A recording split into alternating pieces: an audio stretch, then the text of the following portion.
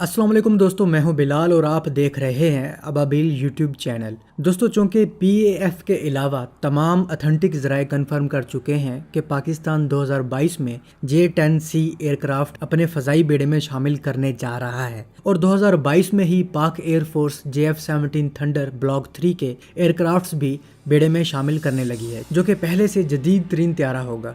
इस हवाले से बहुत से लोगों को एतराज़ है कि जब पाकिस्तान के पास पहले ही सिंगल इंजन कैटेगरी का एयरक्राफ्ट मौजूद है तो फिर पाकिस्तान J-10C यानी कि एक और सिंगल इंजन त्यारा क्यों फ़ज़ाई बेड़े में शामिल करने जा रहा है। तो इस हवाले से हम आज की वीडियो में इन दोनों एयरक्राफ्ट्स की स्पेक्स पर बात करेंगे और देखेंगे कि J-10C JF-17 थंडर ब्लॉक 3 से कितना बेहतर त्यारा है। So without wasting more time, let's start.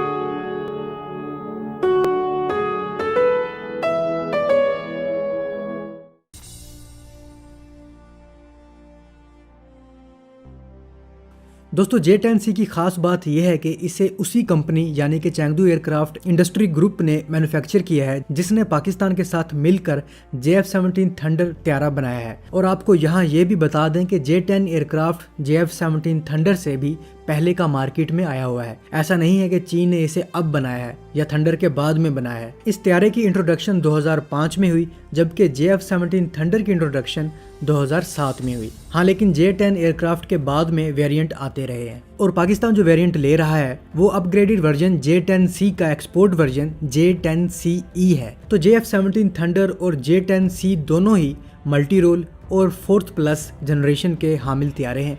अगर इन दोनों त्यारों के साइज की बात की जाए तो J-10C हाइट और लेंथ में बड़ा, जबकि विंग स्पैन में JF-17 से थोड़ा सा छोटा त्यारा है। J-10 JF-17 थंडर से लेंथ में 3 फीट 7 इंच लंबा, हाइट में 2 फीट 10 इंच बड़ा और विंग स्पैन में थंडर से जस्ट 8 इंच छोटा है। अगर इंजन की बात की जाए तो JF-17 thunder block 3 upgraded Klimov RD-93 MA engine इस्तेमाल कर रहा है, जिसकी ड्राई थ्रस्ट रेट 11,100 पाउंड और आफ्टर बर्नर या वेट थ्रस्ट 19,000 पाउंड है। जबकि J-10C WS-10 या AL-31 इंजन इस्तेमाल कर रहा है, जिसकी ड्राई थ्रस्ट 17,800 और आफ्टर बर्नर या वेट थ्रस्ट 32,000 पाउंड है। तो थ्रस्ट के लिहाज से देखा जाए तो J-10 एयरक्राफ्ट JF-17 थंडर से बेहतर है। ड्राई थ्रस्ट और वेट थ्रस्ट के बारे में बता दें कि वेट थ्रस्ट में टरबाइन को कूल करने के लिए पानी या मेथनॉल का इस्तेमाल किया जाता है, जिससे इंजन की RPM और परफॉर्मेंस बढ़ जाती है। इसे आफ्टर बर्नर भी कहते हैं।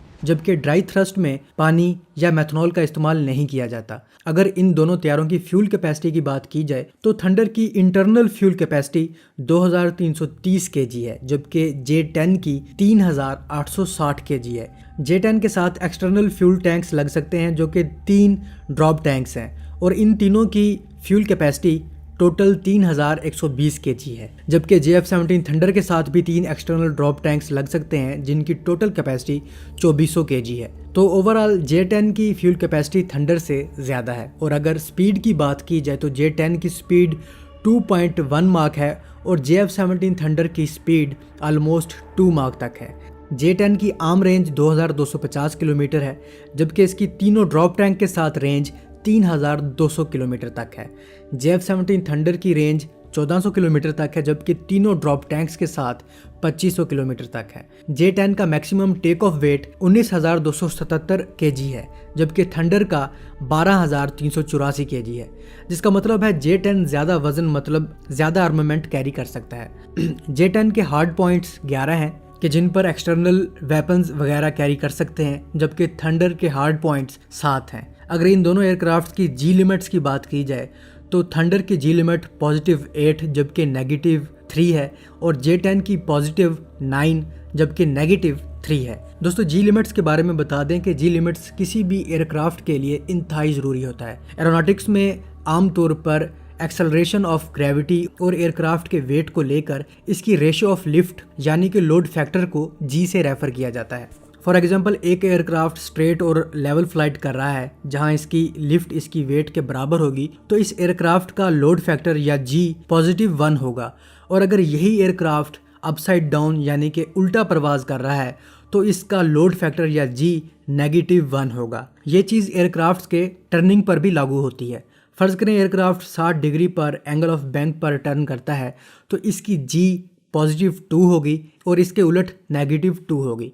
तो इस तरह अगर त्यारा स्ट्रेट लेवल से ऊपर लिफ्ट करता है तो जी लिमिट बढ़ेगी। तो जी लिमिट्स एयरक्राफ्ट की मैनूवरिंग में अहम रोल अदा करती है। तो इस तरह J-10 एयरक्राफ्ट की पॉजिटिव जी लिमिट्स JF-17 थंडर से 1 पॉइंट ज्यादा है और नेगेटिव बराबर है। और अगर इन दोनों तैयारों के आर्मामेंट की बात की जाए तो थंडर 3 भी तकरीबन तमाम वही वेपन्स इस्तेमाल कर सकता है जो J-10 एयरक्राफ्ट इस्तेमाल करेगा, चाहे वो PL-10 या PL-15 air to air missile ही क्यों ना हो। ताहम हमें जो J-10C हासिल होने वाले हैं उनके साथ PL-10 और PL-15 ऑप्शनल नहीं होंगे बल्कि मेन आर्मामेंट के तौर पर आएंगे। तो ओवरऑल अगर देखा जाए तो J-10 मैनूवरिंग में, रेंज में, स्पीड में, लोड कैपेसिटी में और वेपन्स कैरी करने में थंडर 3 से आगे है।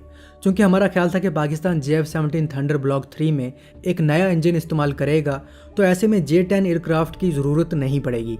लेकिन आपको मालूम है कि इंजन को लेकर काफ़ी अरसे तक बहस चलती रही है और इसी वजह से ब्लॉक 3 ताख़ीर का शिकार भी हुआ है। लेकिन पाकिस्तान ने बजाय दूसरी किस्म का इंजन इस्तेमाल करने के RD-93 का अपग्रेडेड इंजन इस्तेमाल किया। और J-10 एयरक्राफ्ट को खरीदने की दूसरी बड़ी वजह अपनी ताकत तेज़ी से बढ़ाना है। पहले यह होता था कि पाक एयरफोर्स कोई भी नया तैयारा जब इंडक्ट करती थी तो वो दूसरे पुराने तैयारों की रिप्लेसमेंट होता था, जैसा कि JF-17 थंडर आहिस्ता आहिस्ता मिराज तैयारों की जगह ले लेगा। लेकिन इस मरतबा ऐसा हुआ है कि J-10 के लिए पाकिस्तान ने किसी तैयारे को रिटायर नहीं किया बल्कि नई यूनिट या स्क्वाड्रन बनाई है। PAF की नई स्क्वाड्रन का नाम नंबर 50 सबशिकन स्क्वाड्रन है, जिसमें नंबर 15 स्क्वाड्रन के तमाम मिराज तैयारे शिफ्ट कर दिए गए हैं और खालीशुदा नंबर 15 स्क्वाड्रन में नए हासिल किए जाने वाले J-10C एयरक्राफ्ट शामिल किए जाएंगे। और इस नंबर 15 स्क्वाड्रन का नाम अजदर शोला फिशां है, जिसे J-10C एयरक्राफ्ट के निकनेम विगरस ड्रैगन की मुनासबत से रखा गया है। तो बगैर रिप्लेस किए पाकिस्तान अपनी फ़ज़ाइया की ताकत को 2022 में बढ़ाने वाला है।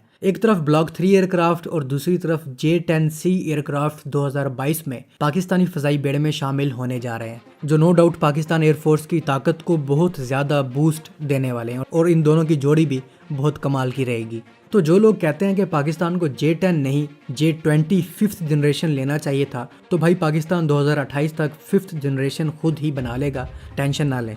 और जो लोग सवाल करते हैं कि राफेल को कैसे टैकल करना है या राफेल को टैकल नहीं कर सकता, तो ये काम आप हमारे पायलट्स पर छोड़ दें और आप बस 2019 वाला खुशगवार वाक़या याद करें जब हमारे तैयारों ने Su-30 ट्विन इंजन और मार्क 2 तक की स्पीड रखने वाला MiG-21 तैयारा गिराया था। तो उम्मीद है आपको ये वीडियो पसंद आई होगी। अगर आपको ये वीडियो पसंद आई है तो अपने दोस्तों के साथ ज़रूर शेयर कीजिएगा और कमेंट सेक्शन में अपनी राय का इजहार भी ज़रूर कीजिएगा।